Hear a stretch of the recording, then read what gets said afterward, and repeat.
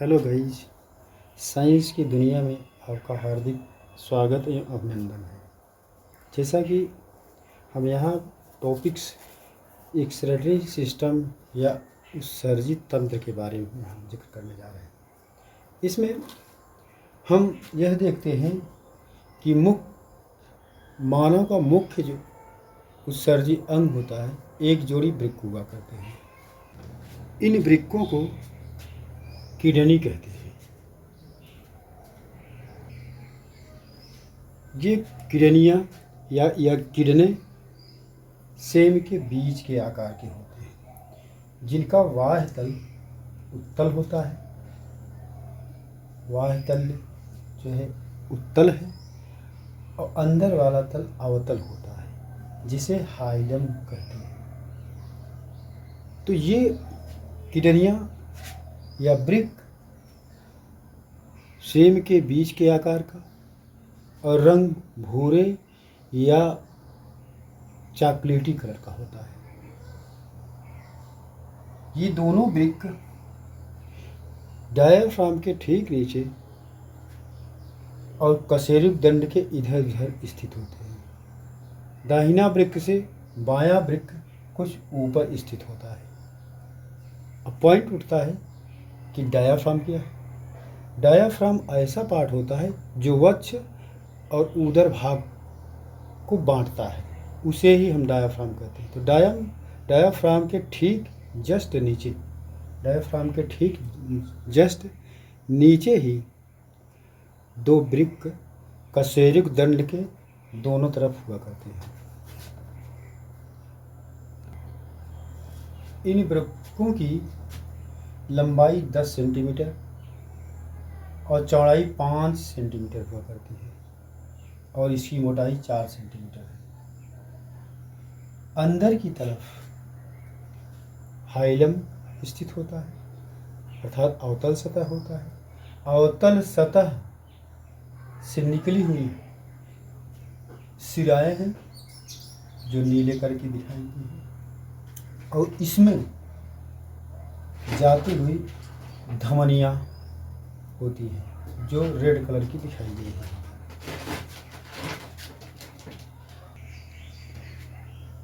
इन सिराओं का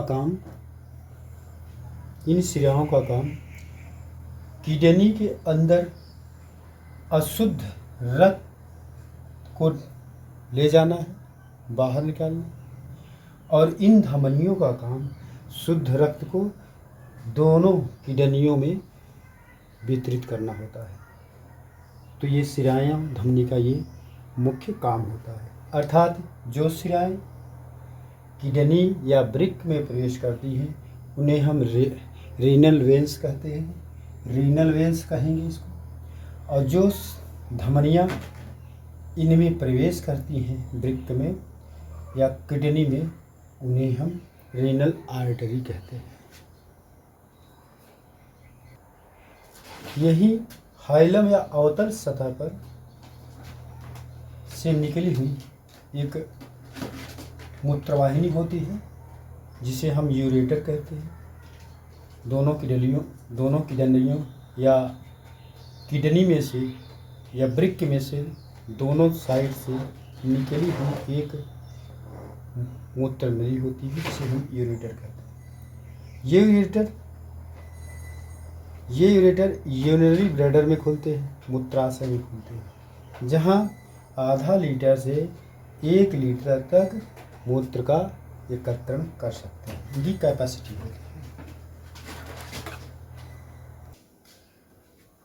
है। एक वयस्क पुरुष में या एक वयस्क मानव में किडनी का वजन लगभग 80 ग्राम होता है, 80 ग्राम्स हुआ करते हैं।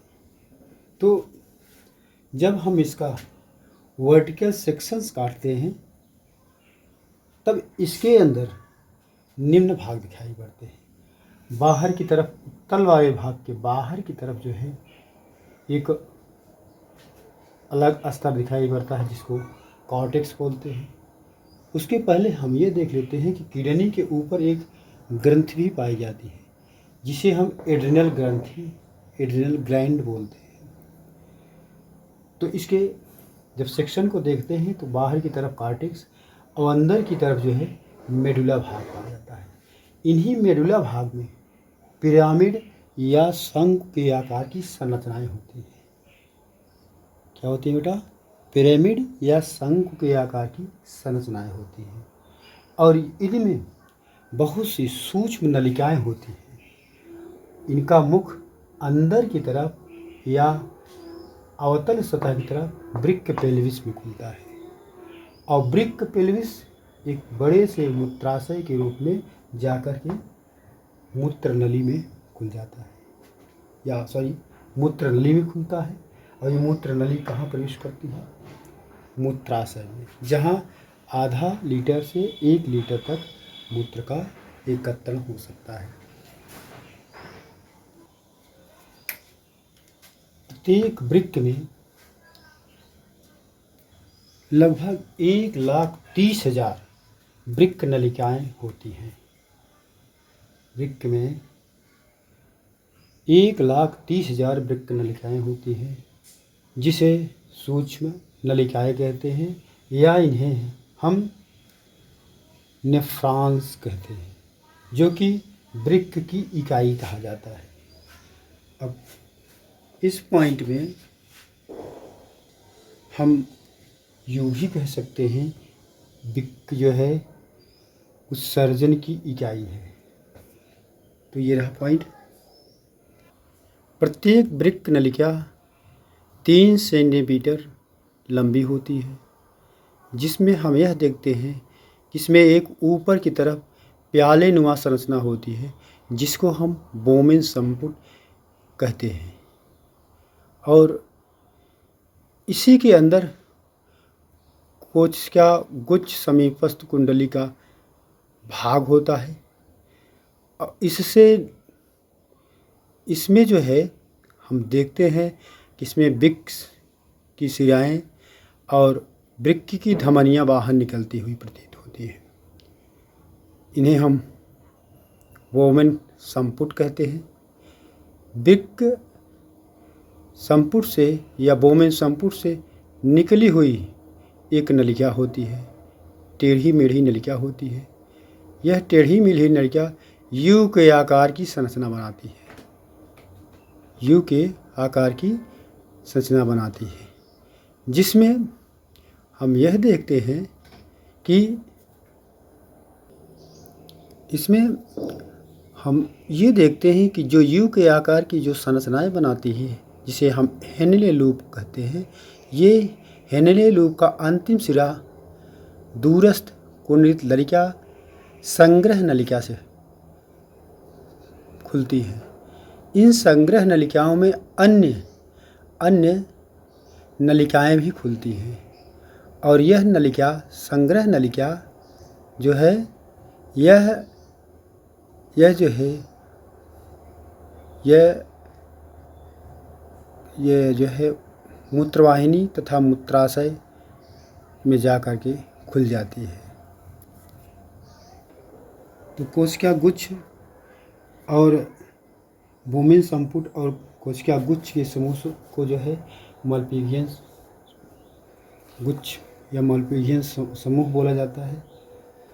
तो इसमें हम यह भी देखते हैं कि जो इसमें धमनियाँ होती हैं अंदर, जिसका फिगर यहाँ पर नहीं है, हमने दिखाया अभी, तो ये धमनियाँ या तो अभिवाही धमनियाँ रहेंगी या अपवाही धमनियाँ रहेंगी।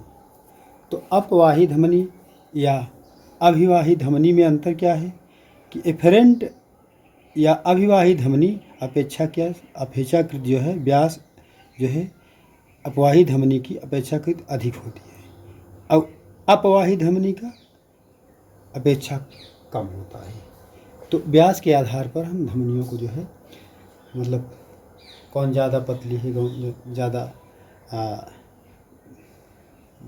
फैली हुई है, उन्हें हम अभिवाही या अपवाही धमनियाँ कहते हैं। तो ये रहा पॉइंट।